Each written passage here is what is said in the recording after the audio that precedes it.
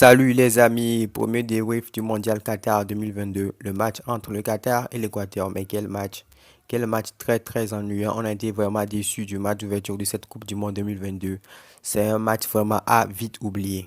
L'Équateur a pris le dessus sur le Qatar rapidement à la troisième minute, mais la VAR a annulé le but. Et quand j'ai vu ce but, je me suis dit que non, ce match allait être un match avec trois quatre buts.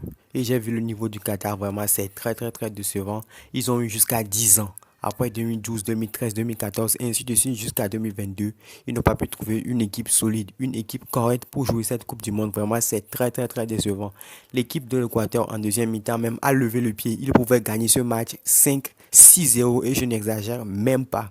Ce soir, on a un invité spécial sur la chaîne. Il s'agit de Jean-Claude. On va lui poser quelques questions. Il va nous donner son opinion sur le niveau de jeu du Qatar. Monsieur Jean-Claude, que pensez-vous du niveau de jeu du Qatar? Bonsoir chers amis, bonsoir tout le monde. Le match d'ouverture de la Coupe du Monde qui opposait le Qatar à l'Équateur, on a constaté un match du Qatar très décevant parce que le Qatar est une équipe qui récemment a gagné la Coupe d'Asie. Mais aujourd'hui, ils n'ont pas pu produire un beau jeu. Le Qatar a été quasiment inexistant dès la première partie.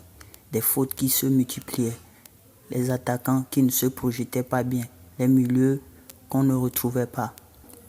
Donc nous constatons qu'ils ont beaucoup de travail à faire en milieu de terrain pour, pouvoir donner les ballons aux attaquants rapidement pour qu'ils puissent projeter et frapper des tirs. Et nous félicitons maintenant l'équipe de l'Équateur. Quel match pour eux en première période. Ils ont été fantastiques.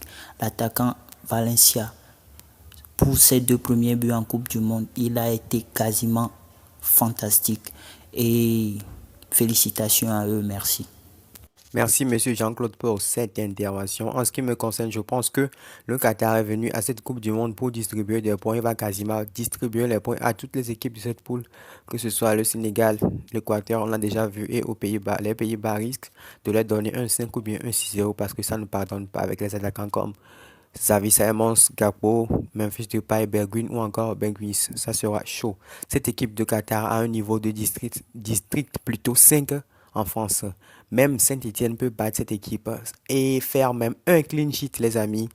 Ce début de compétition a été vraiment très bizarre. On ne s'attendait pas à ça, on s'attendait à un grand match.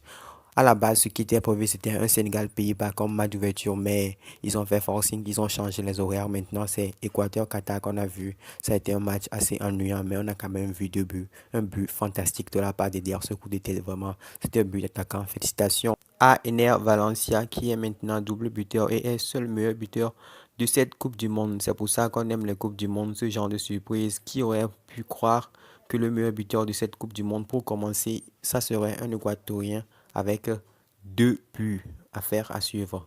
On se donne rendez-vous demain pour le match Angleterre-Iran. Les amis, si vous avez apprécié le contenu, n'hésitez pas à lâcher le pouce bleu et abonnez-vous si vous n'êtes pas encore abonné. Il y aura plein d'avant-matchs et de débriefs de ce genre.